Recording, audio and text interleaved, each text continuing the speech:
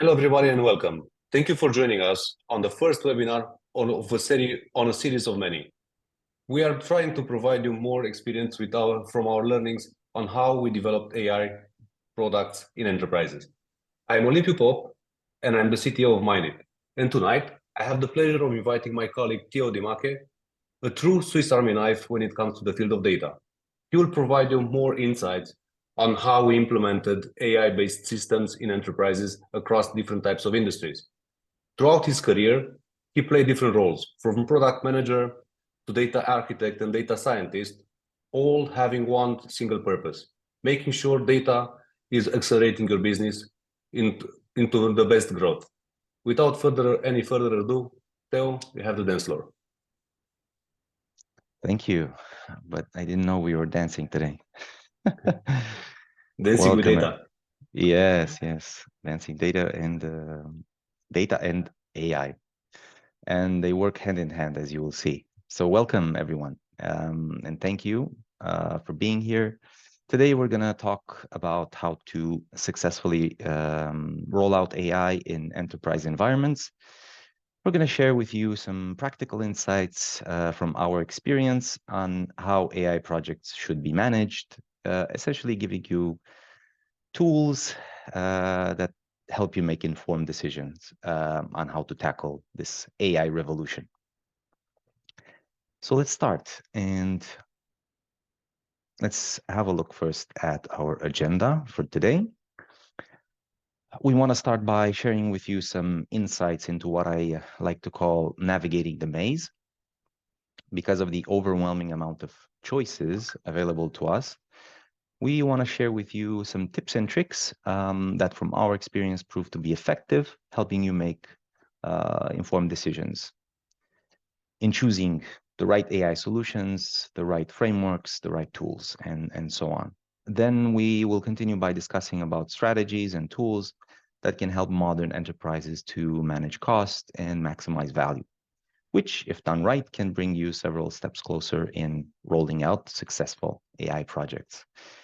Here, we'll also have a look at some hypothetical use cases, but also real-world examples that should help reinforce what we're about to share. Speaking about rolling out AI projects, we also have a dedicated section where we're going to have a look at the journey beyond POC and the various stages that we recommend and various factors that influence the journey's success. And finally, we're going to wrap up with highlighting some key takeaways and opening up a round of Q&A.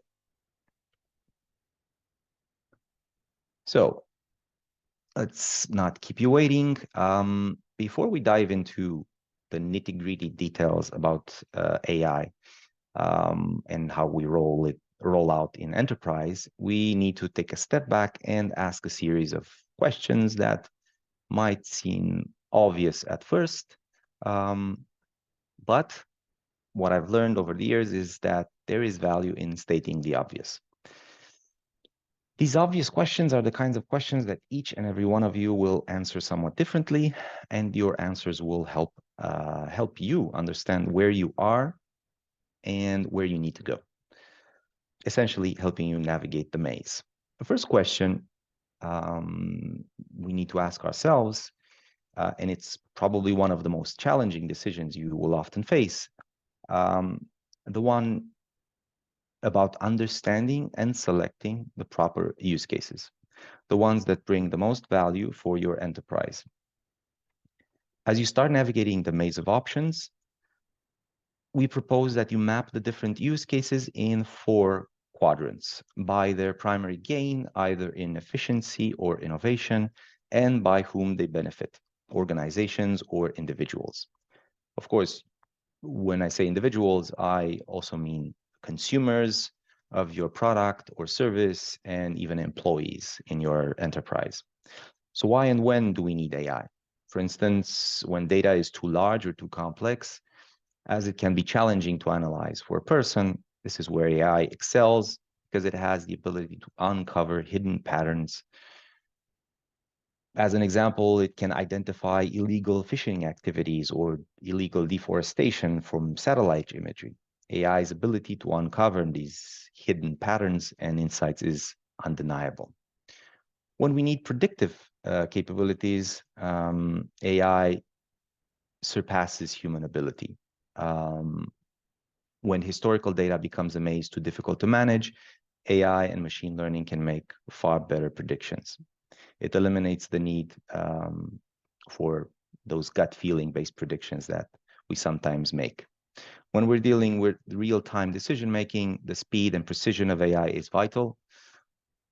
Anything from high frequency trading to emergency response systems, AI offers immediate action that humans simply cannot match. Think of it as having a smoke detector that doesn't pause to speculate. It acts, safeguarding lives and assets. Data-driven automation is another example where AI streamlines repetitive tasks, from personalized marketing to error reduction in manufacturing, ensuring that our operations are efficient and precise. But AI's impact extends beyond automation. As you will soon see, it plays a crucial role in optimizing the use of resources, enhancing user experiences, mitigating risks, and driving innovation even. Whether we're optimizing energy use in smart buildings or defending against cyber attacks in real time, AI equips us with the tools to address these challenges. From our experience in working with data and AI over the years, we found that some of these use cases can be instantiated in multiple industries.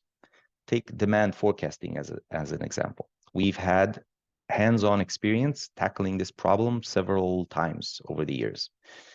For instance, we have worked on forecasting sales for retail, but we also noticed it can be applied in banking or financial industries.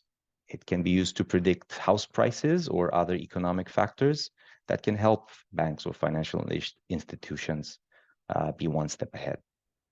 In the end, the question is probably not if we need AI, but rather how we can select, work on, and deploy it to address different use cases that are most important to us. Now, moving on, we need to ask another important question. Where to start? Let's say we need AI. We know we need it, we know we want it, but where do we start? Usually, it all starts with the data. Data is the fuel, it's the foundation for AI, and it is often considered the raw material of the 21st century. Without sufficient quality and quantity of data, AI cannot function effectively. But while most of us are sitting on a gold mine of raw data, we struggle to refine it into something useful. Why? Because of several factors, like volume and variety. As the amount of data increases, AI systems must scale up or down to process and analyze this data efficiently. And as we will discuss, deep learning especially requires lots and diverse data sets. While structured data sets have their uses, they're incredibly expensive to produce and as a result, pretty limited in size. Unstructured data, on the other hand, is huge and messy and requires specific techniques to process and store. We'll discuss what kind of techniques are most effective for this. Quality and consistency. Why is this important? Because obtaining a vast amount of source data may not be difficult, but getting data that is of good quality and diversity is. And as the quality of training data directly influences the quality of the AI model, many businesses struggle with dirty or irrelevant data. And storage and processing strategies that focus on cleansing, refining, and this data are increasingly important. It's like you're not just finding a needle in a haystack, you need to find the right needle. Modern data processing and storage architectures like data lakes and more recently lake houses can really help here. You also need to be aware of the existence of data silos. As we found during our experience working with our customers, data often lives in departmental silos in different systems, making it difficult to access and integrate. In order to get a comprehensive organizational view, you need to take some serious steps in doing so.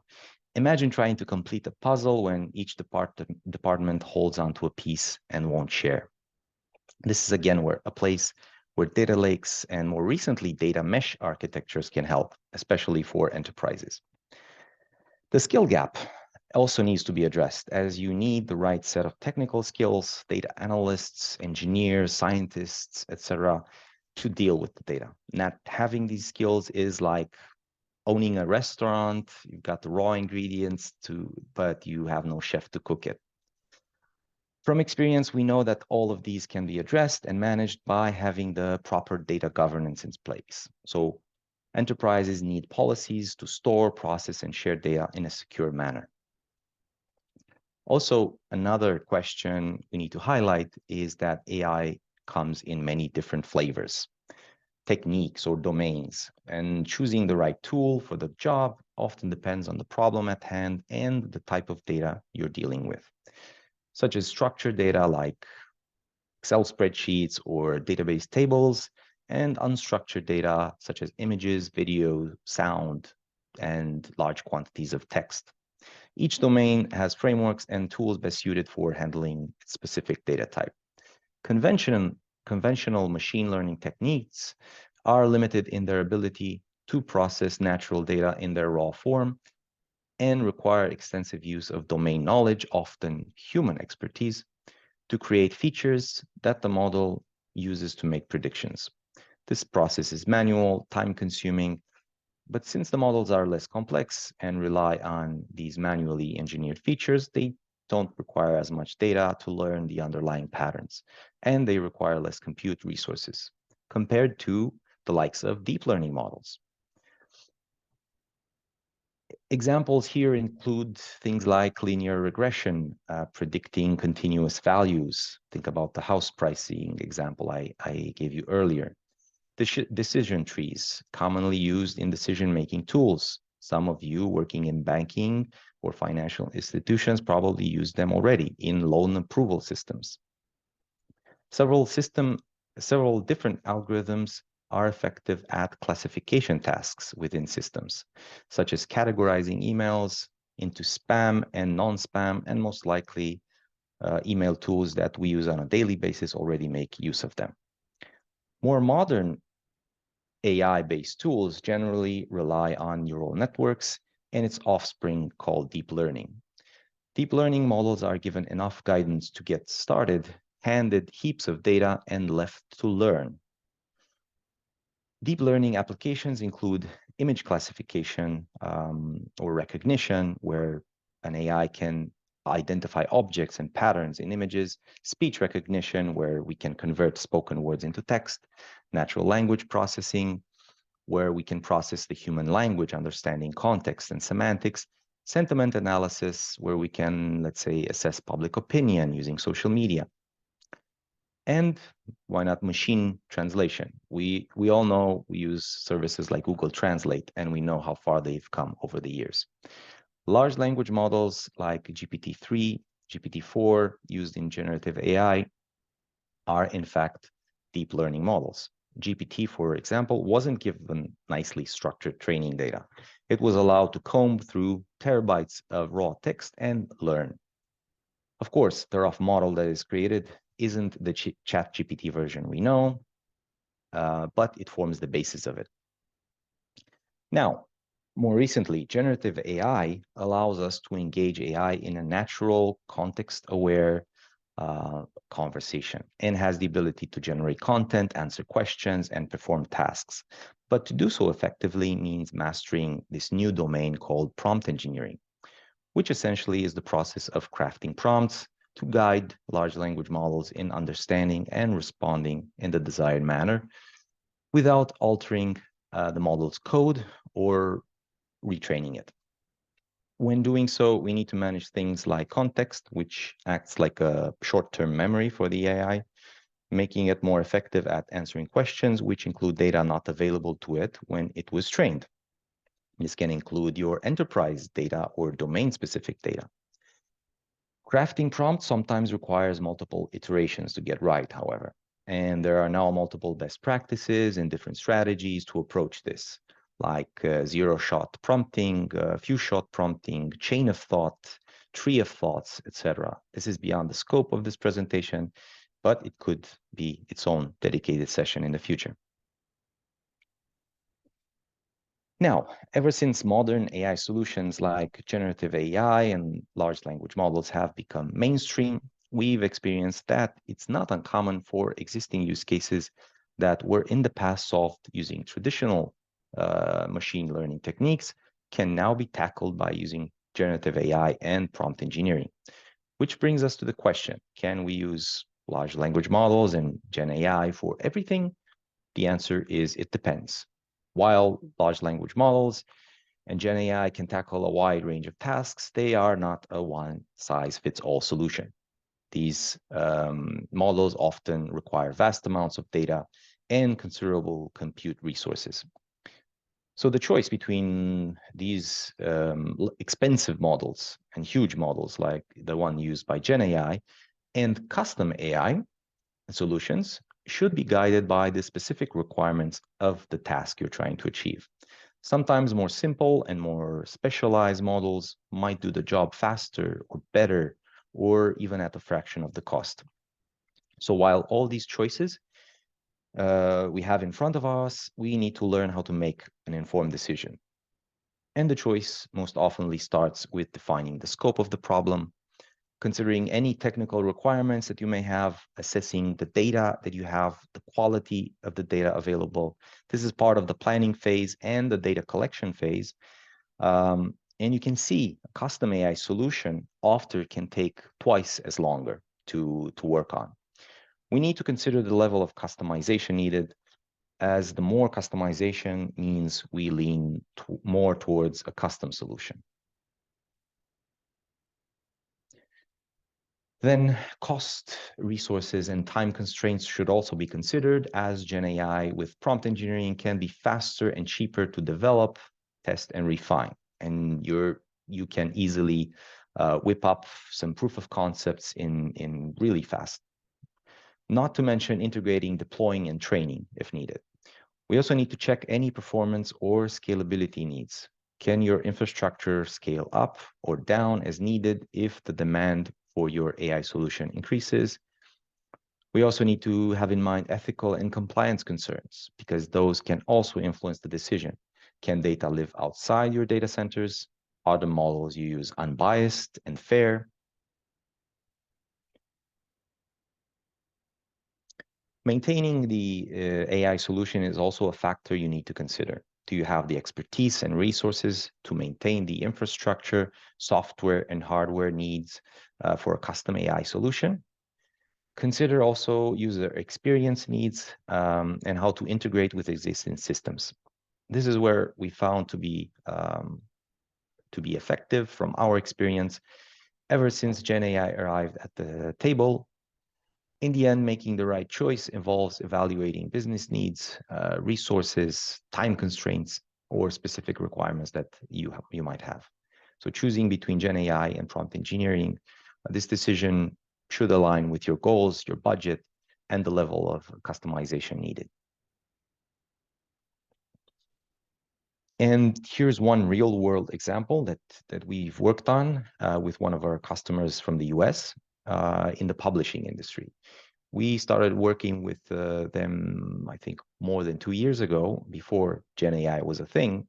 And we tackled this problem of building a modern publishing platform that empowers writers and editors and helps analyze manuscripts from different perspectives, like ranking manuscripts based on their readability score, or identifying texts and identifying similar popular books or authors, even classifying the manuscript as either science fiction, drama, or a children's book, even summarizing book chapters into shorter text descriptions.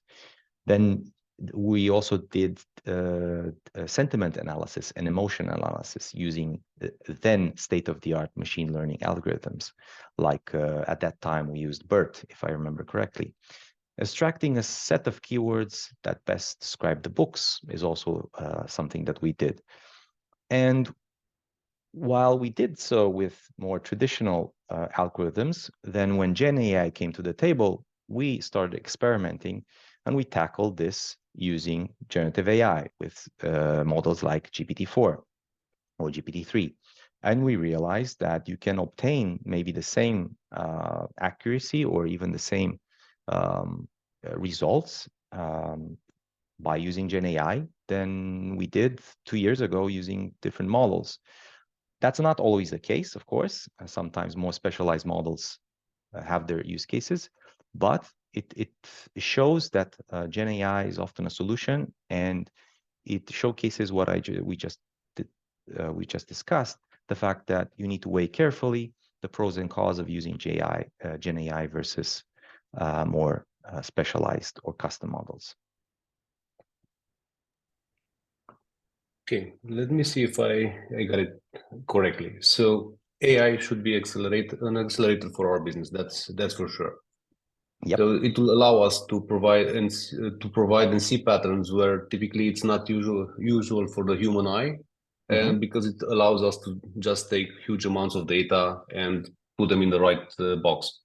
They should also be able to create some kind of helpers for our employees, for our colleagues, to cut through the routines, the mundane routines that are sometimes taking up to 40% of our time.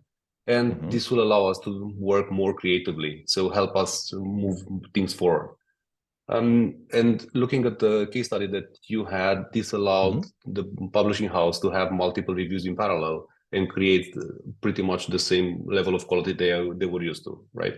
Yeah, for sure, with a fraction of the cost, because it took less development effort to train, to code those models that we worked on, let's say 2 years ago. And also it offered us the possibility to go a step further by for instance, doing a critical manuscript analysis by analyzing, and AI would give us feedback on the plot, the characters, the pacing, the style, and overall suggesting how we could enhance the quality of the manuscript. Okay, thank you. Questions started appearing on the chat as well. We'll have the dedicated section in the end. So please make sure from the audience to give us the targeted questions for your industry. So let's go on. Thank you. All right. Now that we've learned how to better navigate the maze of options that we have at our disposal, it's time to move on and discuss what we've learned over the years. What strategies and tools can help enterprises prioritize their investments, and how to manage cost and hopefully extract and maximize the value from them. In this fast-paced world of AI, especially how everything is moving and changing rapidly, prioritizing projects for maximum return on investment is essential, which means navigating through a sea of potential initiatives, selecting those that promise the greatest value for your organization. We would like to share with you 2 practical tools that we found to be of help. One is the prioritization matrix, which helps you rank projects based on potential ROI, aligning them with your strategic goals, allowing you to assess their impact, their cost, their alignment with your capabilities. This ensures your investments are directed towards the initiatives most likely to deliver significant returns. But prioritization is only part of the equation. The feasibility matrix takes us a step further, offering a detailed evaluation of each project's practicality. It challenges us to consider the technical requirements, ethical implications, and long-term sustainability of our AI endeavors. From assessing data availability and sensitivity to examining integration with existing systems and compliance needs, this matrix ensures that your chosen projects are not only financially promising, but also viable and responsible. By leveraging both of these matrices, we can make informed decisions that balance financial promise with practical feasibility, ensuring that your investments are strategically grounded. Now, the gradual deployment of AI solutions offers a pragmatic approach to integrating this technology into your operations. By adopting a module by module or function by function strategy, we significantly are able to reduce the risk of failure. This methodical rollout allows us to test, refine, and validate each phase, ensuring that we can confidently move forward with minimum disruptions. But the advantages extend beyond risk mitigation. A phased implementation has a direct impact on the return of investment. By focusing our efforts on key areas one at a time, we ensure that each investment is optimized for maximum return, allowing us to achieve tangible benefits often sooner and with greater impact. Furthermore, this approach allows for better alignment with your business's goals. By breaking down AI projects into smaller, more manageable segments, you can ensure that every initiative directly contributes to your strategic objectives. One of the most critical aspects of a phased implementation is its ability to facilitate employee adoption. Introducing AI solutions gradually gives your teams the time to understand, adapt to, and embrace these new technologies, fostering a culture of innovation and continuous learning. As an example, let's say you are developing an object detection model. You start with basic object detection based on pictures in phase one, right? All they do, they identify and recognize objects from pictures. Then you gradually advance to analyzing a series of pictures, which is essentially video processing. And then why not you go forward and compress and prune your model and optimize it, make it smaller, make it faster, and make it available to implement on an edge solution. This phased approach ensures that each step is manageable and builds upon the success of the previous one. One example, you can think of this as being used by security cameras, were used in residential or corporate buildings, or even, why not, autonomous vehicles, which have embedded cameras on in the vehicles. As we navigate the complexities of integrating AI into your business strategies, it is a critical decision that we often face in choosing the most appropriate deployment model. Today, there are nuances of cloud versus on-premise versus edge, with a particular focus on how these choices impact cost and efficiency. Of course, cloud-based AI services have revolutionized the way we deploy software as a whole, but also AI solutions. By leveraging the cloud, we can significantly reduce the initial expenses often associated with hardware and infrastructure. The cloud offers a pay-as-you-go model, ensuring that we only pay for the compute resources we actually use. Especially useful for training AI models that require expensive hardware like GPUs.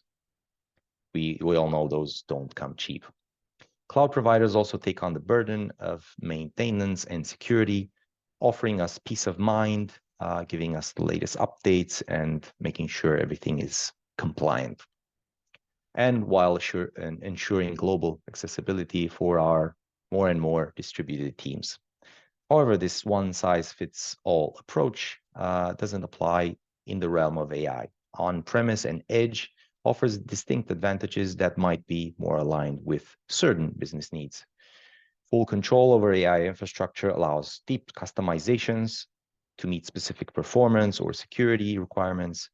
For applications where data privacy is paramount or where regulatory compliance dictates where data needs to reside, on-premise deployment offers a level of control that you need. Edge AI brings the processing power closer to where the data is generated, enabling real-time analytics and decision-making with minimum latency. A critical requirement for applications such as autonomous vehicles, like I mentioned even before, or even smart manufacturing processes, or AI embedded on devices that need to operate offline. The choice between cloud, on-premise, and edge is not merely a technical one, it's also a strategic decision. It requires carefully evaluating your objectives, your performance criteria, your security criteria considerations, and your compliance requirements. Each model presents unique advantages, but also potential drawbacks. And the optimal path depends on specific application requirements and long-term goals. So in conclusion, we strive to harness the power of AI, but let us make informed decisions about infrastructure deployments. Whether we choose the flexibility and cost efficiency of the cloud, the control and security of on-prems, or the real-time processing capabilities of edge, your focus must always be on aligning these choices with what you're trying to achieve. Also, we are constantly faced, and you will see, with an important decision. Should we rush to market to capitalize on immediate opportunities, or invest more deeply in the quality and sustainability of our AI solutions? This question at its core is a balancing act between time and money, speed of deployment versus long-term value. When we consider prioritizing speed, the allure is clear. Swift deployment can position us as market leaders and address immediate needs, providing quick wins in terms of user engagement, market penetration, and so on and so forth. However, this approach is not without its drawbacks. The sacrifice often comes in the form of reduced quality, potential scalability issues, and the likelihood of increased maintenance costs down the line. So essentially, we risk future challenges for present gains. On the flip side, focusing on quality and long-term value demands a more substantial initial investment, both in time and resources. This route may delay our market entry, but ultimately leads to a more reliable, scalable, and sustainable product. The benefits of this approach extend far beyond the immediate horizon. It promises a higher return on investment and a stronger, more loyal customer base. So this careful evaluation of your specific circumstances, the urgency of your business need, the available resources, the anticipated lifespan and return on investment of your product, these are all critical, and a time-sensitive solution may necessitate a quicker launch, while a product expected to serve long-term in your portfolio maybe warrants a greater upfront investment in quality. And you can see here two hypothetical companies, both venturing, for instance, in AI-powered customer service chatbots. We actually seen this from our experience. We now have, I think, 3 or 4, if I remember correctly, Olympiu, these kinds of projects which we are working now in parallel. Yeah.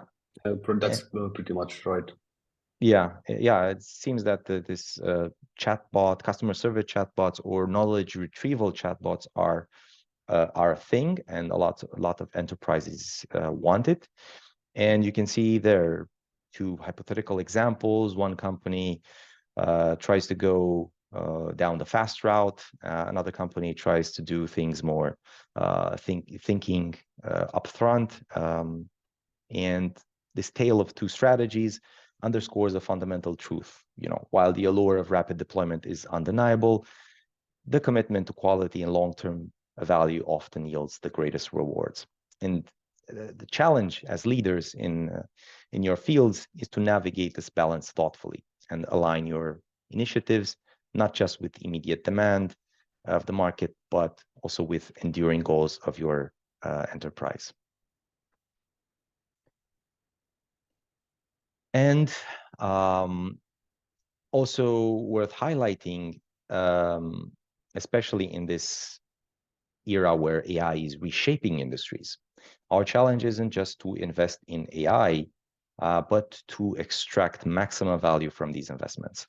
And the essence of maximizing this value is a strategic approach. And firstly, the foundation of any successful AI initiative is setting a clear, measurable goal that directly supports your business objectives. It's about pinpointing areas where AI can make a significant impact, be it enhancing efficiency, boosting revenue, or elevating customer experience, and quantifying these potential benefits. This alignment ensures that every AI project is a step forward achieving your vision. Prioritizing AI applications is crucial. You must focus your resources on use cases that promise the most significant impact and that directly address your business challenges. The journey towards maximizing value is also a cultural one. It involves fostering an environment that values data as a key decision-making tool and one that views AI as an integral part of the operational fabric. This dual shift towards a data-driven and AI-centric culture is essential for encouraging innovation, enhancing decision-making, and ensuring that your teams are equipped to leverage AI effectively. Continuous optimization is non-negotiable as the digital landscape and market dynamics are constantly evolving. We require regular evaluations and updates to AI solutions. This ensures that your systems remain effective, relevant, and aligned with what's needed. In essence, this path to derive the maximum value from your investments is a holistic one. It includes strategic alignment, cultural transformation, and continuous technological refinement. But by adopting this comprehensive approach, we not only leverage AI to its fullest, but we also position your organization in gaining a competitive edge. So let me recap that from the angle of the software development. Yeah. So pretty much it's the same thing that when we build any kind of software that needs to provide value for us as an enterprise or for our customer, right? Mm-hmm. So we need to establish clear goals, know exactly where we are, and if we don't, to just go back and forth, collect feedback, and then go back and start small, and then incrementally just build on top of everything. Monitor and make sure that you continuously optimize, but as usual, don't prematurely optimize because that will probably be a train wreck. So just make sure that when you get to the optimization phase, you know exactly what you're optimizing for. That pretty much sums it, right? That sums up, sums it up nicely. Okay, thank you. Thank you. And we also prepared for you a quick slide. We won't dwell too much on it. There are countless statistics on the internet from different sources on the impact and the adoption of AI across industries. And you can see there, for instance, lots of industries have started adopting AI, at the top being the banking and insurance, but also a lot of other industries like even the energy sectors, retail, health, public sectors, automotive. The list is, everybody's using AI these days or trying to use AI. And as you can see, AI is being widely adopted. We personally have observed, working with enterprises in different industries, that interest for data and AI solutions is growing at a fast pace. You can see it from maybe the CAGR taken from Forbes, or from the different statistics from the Google report. Also maybe worth quoting from a McKinsey Global Institute report that the impact of Gen AI on economies and enterprises will be revolutionary. And they expect, for instance, the economic impact of AI as a whole to increase because of Gen AI from 15% to 40%. Think about it. That's huge. So definitely no escaping it. Definitely. Allow me to wrap up this point before moving forward. So if I listen to you carefully, I identified the way how we approach a lot of our projects. So even if we start in the cloud, because it's easy, it's close to us, then we can move to on-premises and sometimes also incorporate the part of on the edge, depending on what it comes. If I remember correctly, the way how we approach some of our projects was we started with smaller steps that were all in the cloud. but then we went and implemented them in the ecosystem of the customer. Yeah. And that meant also on premises, but also cloud. So we had pretty much a hybrid approach. So as an enterprise, we have to play to our strengths. And even if we have an isolated approach in a sandbox, then we can just move and make sure that we use it in a more efficient fashion. For sure. For That sure. would, that would be Yeah. an appropriate conclusion. Yeah, that would be, and just to add a little more to what you just said, it's true. It's often really quick to just start in the cloud, use public models like a GPT or Claude or others, Gen AI solutions, do a quick POC, see how viable that is, and then why not optimize? Then sure, go into your own infrastructure or even on-prem. Optimize for your specific use case to get even more gains. But we will see that in the last section of the webinar, which is iterative rollout. So this journey from POC to full-scale AI deployment. Now that, let's say, you've seen how to prioritize your AI investments, how to find the right home for your AI solution, and how to balance cost, value, and time, it's also time that we dive deeper into the benefits of what you just said, starting small, working with a phased AI rollout, essentially working our way towards a full-scale solution. And this journey from a mere POC to full-scale AI is not only about technology. It's also about the ability of your enterprise to be strategic and adapt as needed. So let's begin with the foundational step, the proof of concept. This objective here is simple, yet profound, to validate the feasibility of an AI solution for a specific problem.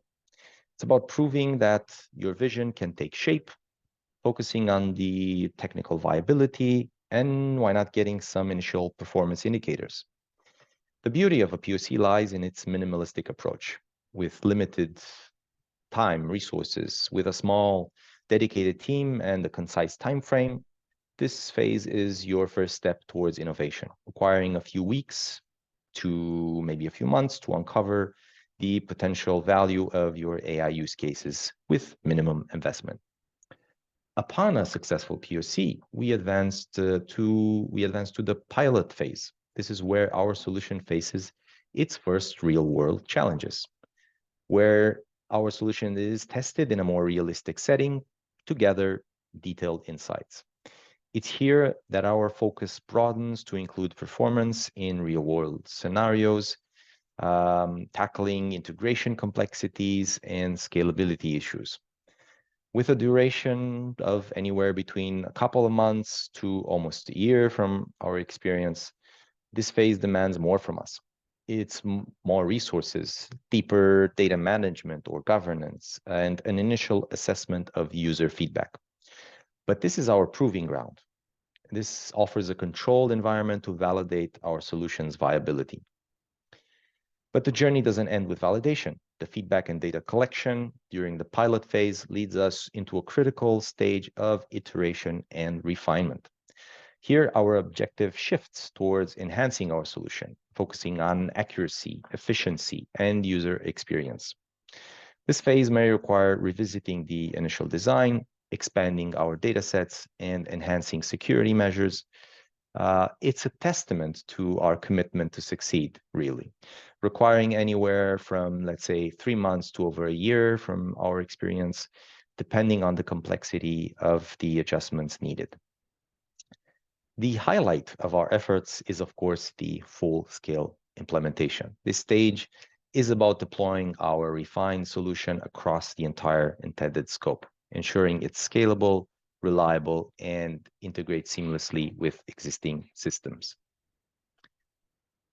It's a significant undertaking, requires substantial resources for infrastructure, staff, and ongoing support. This phase can last from 6 months to several years, but it's where our vision truly comes to life, transforming our enterprise and paving the way forward. Finally, there's always at the end a maintenance and evolution phase. In this ever-changing digital landscape, an AI solution is only as good as its ability to adapt.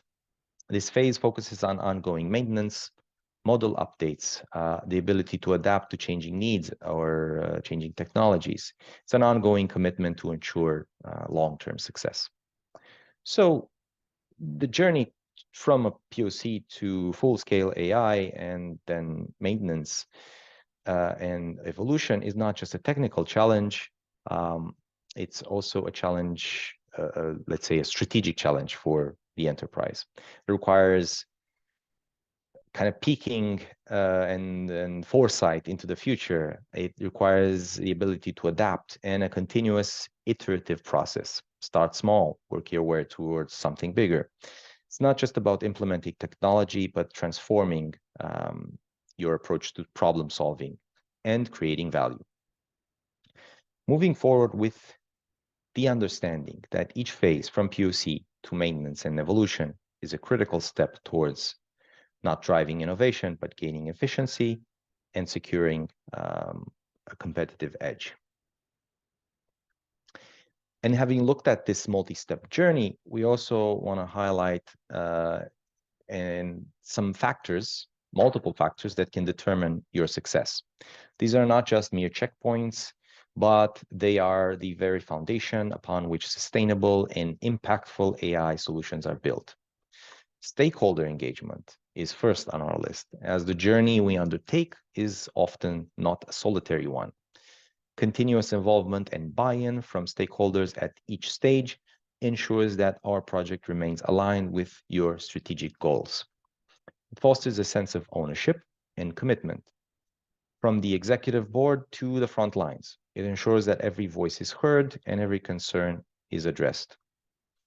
Equally critical are the ethical and compliance aspects. As our solutions impact more users and integrate further into critical processes, adhering to ethical guidelines and compliance requirements is non-negotiable. We need to navigate the fine line between innovating and staying compliant. We need to ensure that our solutions meet the ethical standards that we as a company have, or the ones that are set forth by regulatory bodies, or even societal expectations. As we delve deeper into the realm of AI, data management often becomes increasingly complex. Handling larger, more diverse data sets, as we've seen before, where we discussed volume and variety, we need to do it in a responsible and efficient way as the project scales. And our ability to manage this data will determine how accurate, scalable, and reliable our solutions are.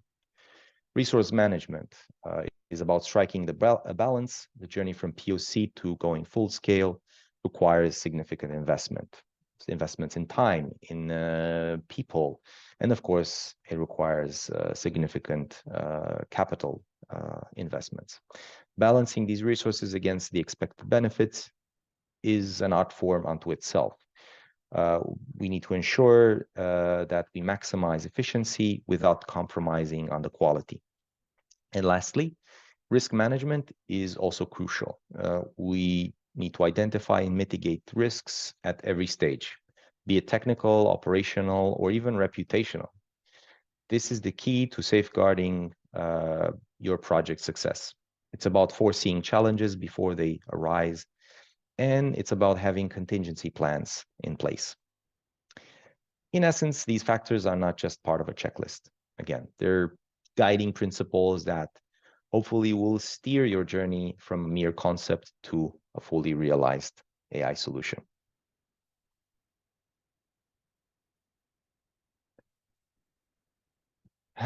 The success of AI systems also heavily relies on the ability to scale and adapt. To future-proof these systems, they must be robust enough to manage growing demands and flexible enough to handle unforeseen changes. Central to achieving scalability is a modular architecture, which simplifies complex systems into smaller, more manageable parts.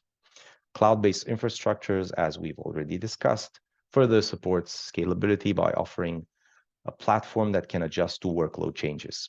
Yet scalability isn't just about having more resources, it's about using existing resources more intelligently. This is where optimizing the use of resources through things like parallel processing and efficient data management come into play. But what about when cloud isn't the answer? In on-premise and edge computing scenarios, the principles of scalability hold true, maybe with a small twist. This is where selection of hardware, distribution of computing tasks, and where data sits have become critical factors. We also need to make sure we continuously improve, and these practices like automated scaling, continuous monitoring, and regular updates are essential.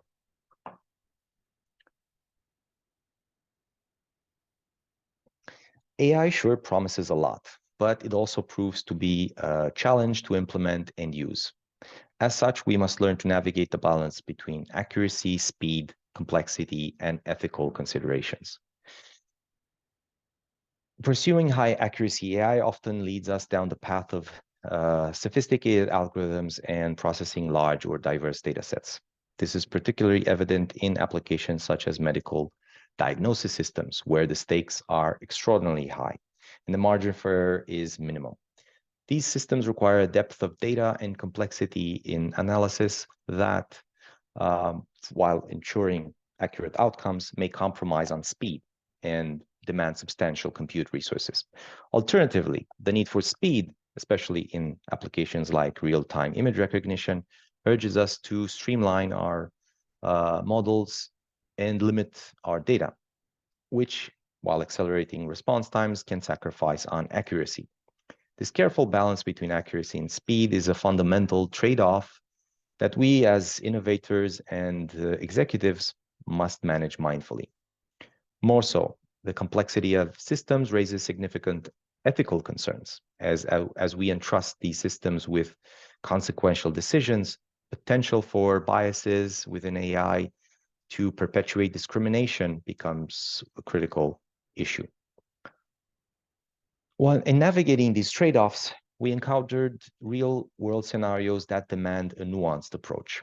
For those of you in the audience who are working in the automotive industry, for instance, you know that a self-driving car must balance safety with efficiency. For healthcare executives, you are probably aware that a medical diagnosis system must reconcile the need for swift, life-saving decisions with the imperative for accuracy. And other use cases like facial recognition systems, they must weigh the benefits of accurate identification against the importance of privacy. There's no universal blueprint for balancing these. Each application, each domain, and market demands a slightly different approach. And in the end, there are also other considerations that you need to have in mind, as the AI revolution has the potential to shape every facet of our lives. We need to steer it with a moral compass. This is where the backbone of ethical AI, which is transparency. It's about making the workings of AI systems accessible and understandable to users. This transparency is crucial because it builds trust. It is often that these systems are considered black boxes that you can't peek through.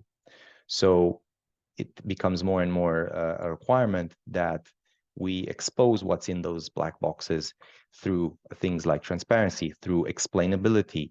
Explainable AI is a thing now. AI system must not only operate with clarity, they need to be able to explain their decisions in a way that humans can understand. This is particularly vital in high-stakes domains such as healthcare, where understanding the rationale behind a diagnosis or a treatment recommendation can significantly impact outcomes and trust.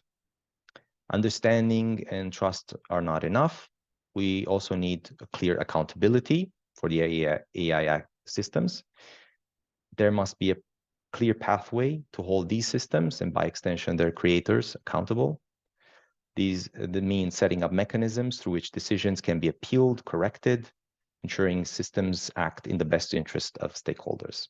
And yet, perhaps most importantly, we must ensure that AI does not operate in a vacuum.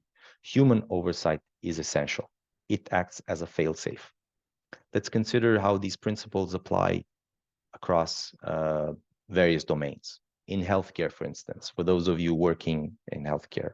I know you probably know that a vast array of patient data, which includes medical histories, imagistics, genetic information, lifestyle factors, can be used by AI in disease diagnosis. But this data is highly sensitive, and the systems that use it must be regulated. Ethical AI means prioritizing patient privacy, ensuring fairness in treatment recommendations, and guaranteeing medical professionals have the final say. For those of you working in finance, in banking, this involves making an AI-driven credit scoring transparent and accountable, allowing individuals to understand and challenge decisions. For autonomous vehicles, it's about ensuring safety through rigorous testing and accountability in the event of malfunctions. We need to make sure that we integrate these ethical principles throughout the AI lifecycle, from concept to deployment and beyond. And that was our presentation, and we're trying to wrap up here with just a quick recap of what we discussed. Feel free to have a look. It's everything we've discussed distilled into key points that, in our experience, are critical. Treat data as your most valuable asset. Having proper data governance in place is paramount. Maximize your value by setting clear goals and select the use cases that tend to can bring the most value. Choosing the right tool for the job, the type of AI, because it comes in many different shapes and sizes. Depends on the problem you're trying to solve. Adopting AI in an incremental approach by rolling out AI quickly as a POC for quick validation, the opportunity to fail fast and learn, reduce the risk by focusing on feasible and valuable AI. Gen AI and prompt engineering versus custom AI. That's also to have in mind. Cloud versus on-prem versus edge, depending on your needs to scale, degree of privacy, etc. And balance carefully between accuracy, speed, and complexity. As you've seen, there's a fine line between each, and you need to find your balance. And always steer this AI vessel with a moral compass. Thank you, Theo. This was very informative. Even if I hear it often, it's never enough. Allow me to ask you one more question to bring it together. What it yells to me, all the last part in the last section, is it's important that you need all stakeholders around the same table to discuss everything that's needed from all angles. So communication is key also in this case. Would that be a fair assumption? Oh yeah, for sure. Talk. That's Okay. number one. You need to be aligned across all your departments. You need to break down those silos and make sure departments talk to each other, you understand the needs, and you can correctly address them. Great, thank you.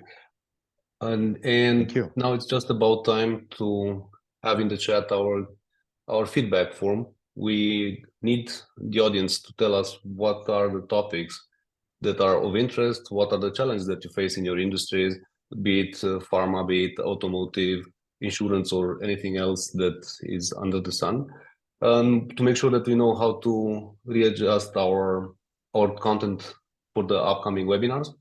Yeah. And not only that, we're also very interested in learning. We've seen many potential use cases coming from talking to clients, partners, and taking part of lots of conferences and discussing with the likes of Microsoft. But we want to get AI to a place where it's actually useful, where it's actually solving real problems.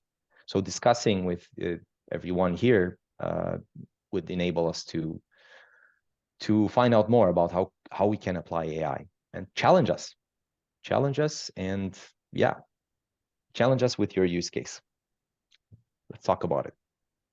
And more than that, based on the feedback, we'll we'll roll out in the next period a white paper that is much more comprehensive and contains much more information that we had in the presentation, or the presentation the time slot allowed. For sure. But now let's look at the questions that we had in the chat. I will take them in reverse order as they came. Okay. So one question goes like this: do you have also an approach for the ETL process? Approach for ETL? Yeah, of course. Well, extract, transform, or load, or more recently, ELT, extract, load, and transform, are common frameworks that we use not only for AI, but also for more classical data analytics platforms. And things like data lakes, lake houses have adopted and have a wide range of ETL or ELT tools at their disposal, which are critical and essential to AI, to basically collecting, processing, storing the data for AI to be trained and used. Okay, thank you. I hope this answered the question. If not, reach out and we'll continue the conversation also in the upcoming days. Great. Another question: how someone can trust AI-based solutions and how results can be understood and reproduced?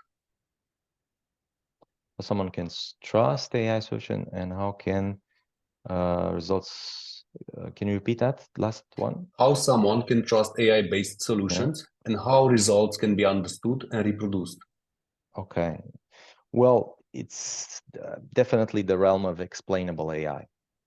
This is where, and often, as I've mentioned earlier, these Gen AI solutions or deep learning models are like black boxes. You don't know how they achieve their conclusion, but more and more it's becoming explainable AI is a thing, and there are various models and strategies that you can use to achieve explainable AI and to actually get the thought mechanism that the AI had and what sources of data it used to arrive at the particular conclusion. So depending on if you need to peek through the black box or not, there are ways to do it. Definitely. I hope that answers the question. And yeah, ways, and more, even the public ones that are available now will become more increasingly transparent in the coming years because of regulations. Okay. Another one: what differentiates AI from predictive analytics? Well, good question. That's predictive analytics is often, well, it's a more traditional term, and it's often used when using more traditional machine learning methods. But for sure, machine learning, AI, always predictive analytics has been a part of sorts sorry, AI has been a part of predictive analytics since a long time ago, even before these more sophisticated generative AI or transformer-based architectures. Okay, thank you. And from the same person, what business models does mindit expect? Business models. Well, as a business model, that's a good question, I guess. Business models, where we are here to help enterprises reach their goals. So as a business model, we help them craft products, engineer products. We're right now in a phase where our company is we're doing product engineering. So we're not hiring software developers, but we're assessing and discussing with each and every customer, trying to understand their needs, trying to get the best possible solution for them, even if that solution is not something custom. It might be something that you could purchase or integrate. Our business model is helping others through product engineering. I hope that answers the question. The question continues, and Niels provided more. So business models, for example, in the SAP area. In the SAP area. Okay. Well, we have different engagement models that we can discuss privately, and we can, yeah, see what are the expectations. Like, is it dedicated teams that you're looking for, 24/7 around the clock teams that can tackle support challenges from SAP systems? Really much depends on what you're trying to achieve. But yeah, we've experimented over the years with different business models and different engagement models, and yeah, we need to probably digest this individually. But looking into the SAP area and AI and business models, what I think it's might answer is the fact that what we did was what our customer responded every time when we asked, regardless of the size, the industry, or the challenges. It was all about supply chain predictability and pretty much more in the demand forecasting space. We had customers coming and saying that they were looking into more predictability in terms of transportation and the carbon dioxide, for instance, carbon footprint. So maybe this would more appropriate. So now we're looking into solutions into this space to tie demand forecasting with maybe price predictability and to create a better ecosystem into this challenging ecosystem time, because now we see that supply chain are heavily affected. So maybe this will complement the response that Niels had. Theo, anything to add? No, I think that captures it nicely. Okay. Do we have any other questions? Yes. I just scrolled and I see that Niels said pretty continues the conversation and said that most probably we need something like a database that is large enough to protect company data. So Company data, yeah, for sure. Well, large enough and secure enough. Like, the size of the database doesn't directly influence the security of the database, where it resides. And protecting your data is, of course, paramount. You need to do it, and there are ways. You can use even public models, like OpenAI has partnerships with Microsoft and offers a secure environment, firewalled from the rest of the internet, where a copy of GPT is offered to you, and you can just use that copy securely and privately. There's no way other companies are peeking through and having access to your data. So there are ways even to use the most state-of-the-art models. There are ways to use them in a secure manner without compromising any of your data. Okay, thank you. Another question goes like this. At our company, we have information scattered in multiple systems, both internally and externally. Would it be possible to integrate this information and to access it via a ChatGPT-like interface? Yeah, for sure. For sure, there are ways to do that. And ever since Gen AI, there's now a thing called retrieval augmented generation, which means it's retrieving data from your enterprise knowledge base. It's indexing that data into a vector database, and then it's feeding the large language model with this context data when you start asking questions. And so the model isn't trained on your data, but it's there, it's available to that model to call upon when you're asking questions. And you can do that in a safe manner through ETL, ELT processes, gather that information from spread across different organizational silos, bring it into a central data lake or lake house, or even a data mesh architecture if it's needed, and use that to feed that vector database. Even in real time, you can do that, or near real time. So yeah, there are ways to do it, for sure. Great. How do you handle bias and fairness in your AI models? That's a good one. It needs specific models. You need the right data. Again, it's always tied to the data.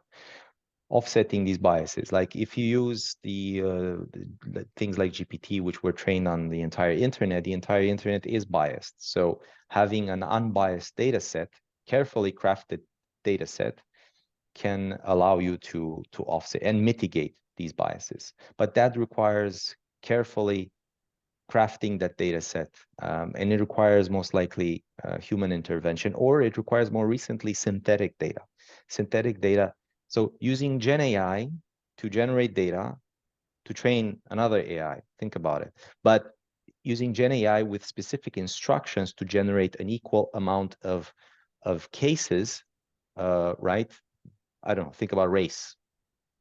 We will have the same amount of cases by race generated synthetically, so that the model does not consider one race superior to another race, or there are ways to do it for sure. Synthetic data is one of them. Okay, thank you. From Pritam, we have two questions. One of them is about models. How do we choose the right AI model for our specific needs to minimize investments, as given that there are plenty models to choose from these days? Yeah, it really depends on the problem at hand. If it's a more traditional problem like time series predictions, you can use something more traditional like linear regression. If it's a language problem, then using a transformer-based architecture like GPT as a starting point, at least, while you're building a proof of concept to assess its viability and its accuracy is a starting point, then of course, maybe that's not the most cost efficient going down the line, but there are now other open source models or smaller, more nimble models that you can take, put in your own infrastructure, use at your own pace, and minimize those costs. So selecting it is a balancing act, but really depends on your use case. And think about the slide that I showed you with the data type at top. It all starts with the data type that you're trying, and the problem that you're trying to solve. So yeah, there are options. We just need to know more about what kind of data and what you're trying to do, and there are ways to select the right model. Great, thank you. And another question, also from Pritam, for an efficient outcome, how can we ensure the quality and integrity of the data used for training the AI model?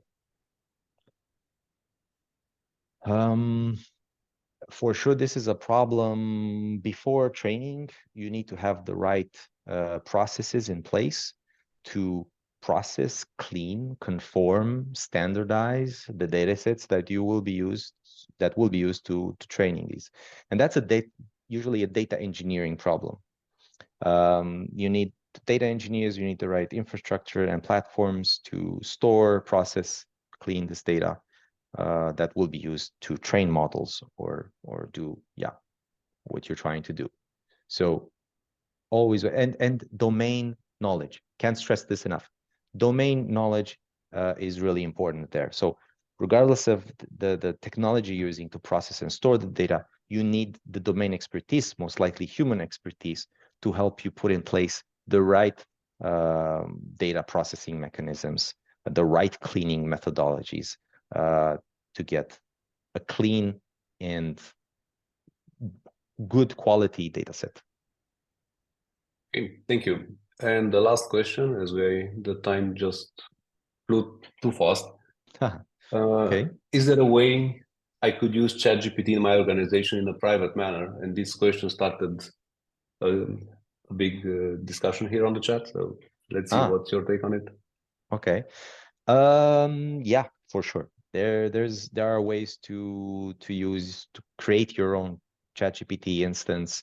As I think I've mentioned earlier, there's a partnership between OpenAI and Microsoft, and you can spin up your own Azure OpenAI powered instance in Azure, isolated from the rest of the internet, which might have a tunnel with your own intranet if you wanted to. You feed it with your knowledge base by using the retrieval augmented generation method that I mentioned earlier, and you can have your own ChatGPT instance answer questions even with your data. Okay, and we are exactly at time. So thank you, Theo. Thank you for the audience. Please follow us on LinkedIn, on all the other channels. Respond to the feedback session. Thank you for being with us, and follow us because we have more to say on this topic. Thank you, everybody. Thank you. It's been exciting. Thank you all.